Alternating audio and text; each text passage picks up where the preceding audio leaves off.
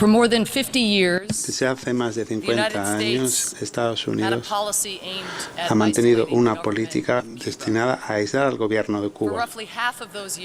Durante la mitad de esos años, más o menos, los Estados miembros de la ONU han votado abrumadoramente en favor de una resolución de la Asamblea General que condena el embargo estadounidense y pide que acabe. Estados Unidos siempre ha votado en contra de esta resolución.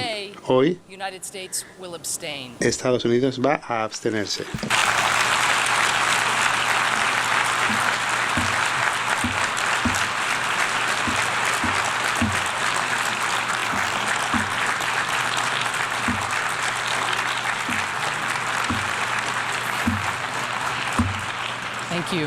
Gracias. Let me explain why. Voy a explicarles por qué. In December 2014, En diciembre de 2014, el presidente Obama dejó clara su oposición al embargo y pidió que nuestro Congreso lo levantara. Aunque el gobierno de Obama está de acuerdo en que el embargo estadounidense contra Cuba debe levantarse, tengo que dejarles claro que no apoyo el cambio por las razones que se indican en ese proyecto de la resolución. Todas las acciones de los Estados Unidos en cuanto a Cuba han sido y son conformes a la Carta de las Naciones Unidas y el derecho internacional, incluido el derecho mercantil aplicable y el derecho del marco consuetudinario. Rechazamos categóricamente las declaraciones que aparecen en la resolución que indican lo contrario. Pero la resolución votada hoy es un perfecto ejemplo de por qué la política de aislamiento de Estados Unidos contra Cuba no funciona, o lo que es aún peor, por qué menoscaba los objetivos que trata de conseguirse con ello. En lugar de aislar a Cuba, como ha repetido el presidente Obama, nuestra política aísla a los Estados Unidos, incluso aquí mismo, en las Naciones Unidas. Con el presidente Obama hemos adoptado una estrategia nueva. En lugar de tratar de cortar a Cuba del resto del mundo, queremos que un mundo de oportunidades y ideas esté abierto al pueblo cubano. Después de más de 50 años de seguir el camino del aislamiento, hemos optado por empezar un camino de diálogo, porque, como dijo el presidente Obama en La Habana, reconocemos que el futuro de la isla está en manos del pueblo cubano, obviamente.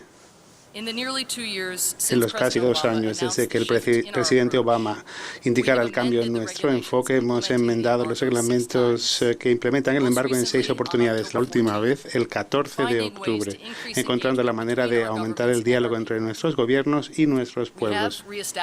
Hemos reestablecido relaciones diplomáticas con el gobierno cubano, hemos reabierto embajadas en nuestras capitales respectivas, hemos reanudado vuelos comerciales regulares entre Estados Unidos y Cuba, facilitamos los viajes entre personas, hemos levantado restricciones contra empresas y emprendedores que quieren trabajar en Cuba y dejar de limitar la frecuencia de las visitas de los cubanos a sus familiares en la isla.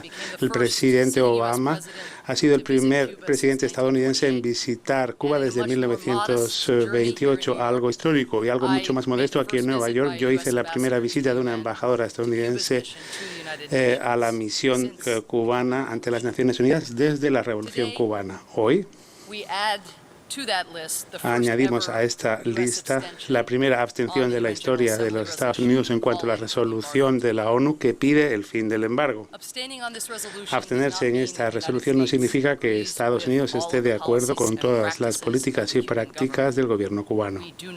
No estamos de acuerdo. Nos preocupa profundamente las graves violaciones de derechos humanos que el gobierno cubano sigue perpetrando con impunidad contra su propio pueblo, incluso a detenciones arbitrarias de los críticos del gobierno, las amenazas, la intimidación y a veces los maltratos físicos contra personas que participan en manifestaciones pacíficas y la restricción severa del acceso que tienen las personas de la isla a la información en el exterior. Como dijo claramente Obama en su viaje a La La Habana pensamos que el pueblo cubano, como todos los pueblos, tiene derecho a los derechos humanos fundamentales, como el derecho a decir su opinión sin miedo, el derecho de asamblea, reunión y manifestación pacífica. No porque esta sea una concepción centrada en los Estados Unidos de los derechos, sino porque se trata de derechos humanos universales consagrados en la Carta de las Naciones Unidas y en la Declaración Universal de los Derechos Humanos, que los 193 Estados miembros de la ONU se supone que tienen que respetar y defender derechos esenciales para la dignidad de hombres, mujeres y niños, cualquiera que sea su lugar de residencia o el tipo de gobierno que tengan. Quiero estar entre los primeros en reconocer, como nuestros homólogos cubanos dicen con frecuencia, que Estados Unidos tiene trabajo por hacer para hacer efectivos estos derechos para nuestros propios ciudadanos. Y sabemos que a veces en nuestra historia los líderes y los ciudadanos estadounidenses han usado el pretexto de promover la democracia y los derechos humanos en la región para justificar acciones que han dejado un legado profundo de desconfianza. Reconocemos que nuestra historia, por la que tenemos tantos motivos de enorgullecernos, también hay razones importantes para hacernos ser humildes.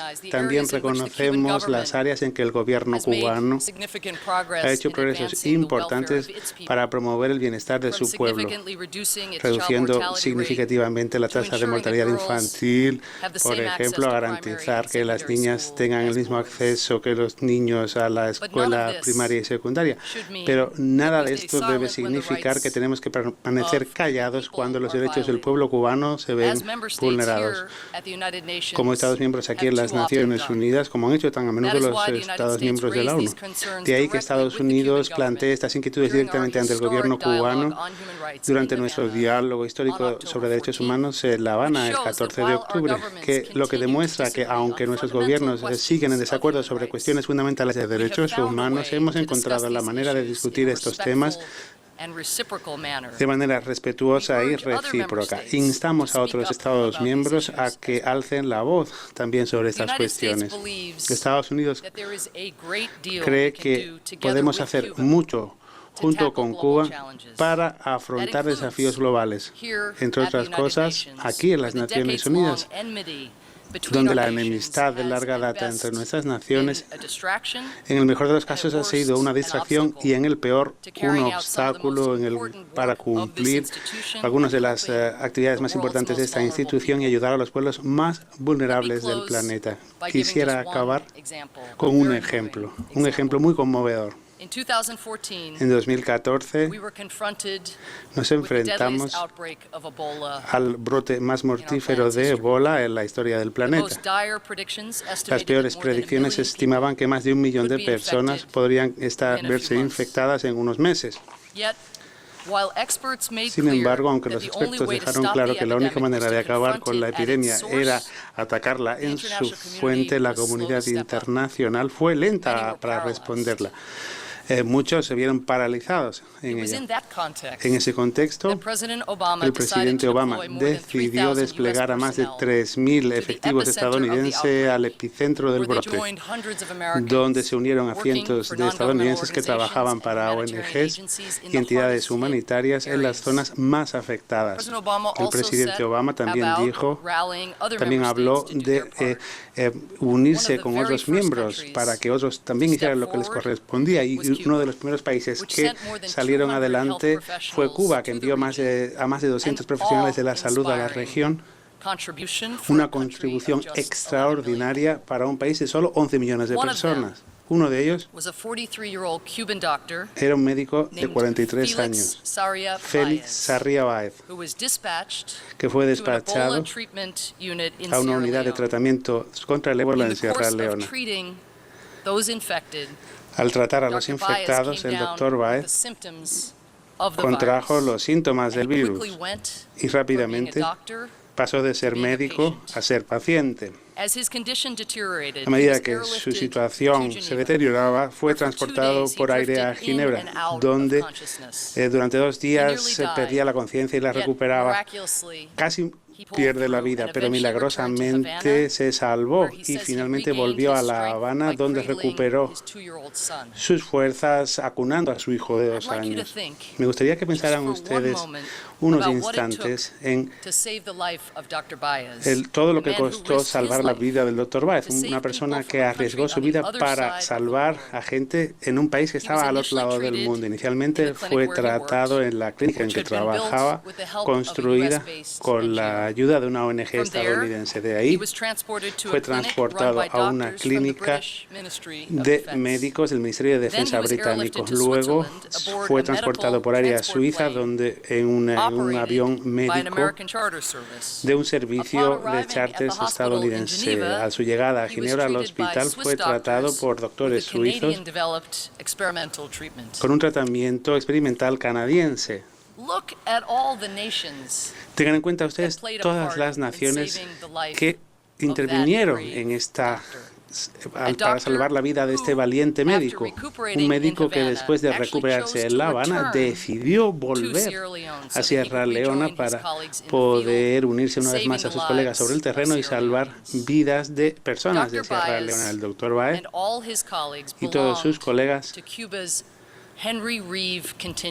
pertenecen al contingente Henry Reeve, que responde a desastres naturales y epidemias y cuyo nombre es el de un estadounidense nacido en Brooklyn que en 1918 viajó a Cuba para ayudar en la lucha por la independencia del país y perdió su vida en 1876 luchando por la libertad de los cubanos. Cuando el Dr. Báez volvió a Sierra Leona, le preguntaron por qué había vuelto después de todo lo que había pasado. Y simplemente él dijo, yo tenía que volver. El ébola es un reto que tengo que combatir hasta el final para evitar que se extienda al resto del mundo. Lo que acabo de presentarles es cómo es la ONU cuando funciona, y esfuerzos nobles como estos son precisamente por la razón de que Cuba y Estados Unidos deban seguir dialogando, aunque mantengamos nuestras diferencias. Hoy vamos a tomar un pasito más para conseguirlo. Ojalá que haya muchos más en el futuro. Incluso esperamos el final del embargo estadounidense de una vez por todas. Gracias.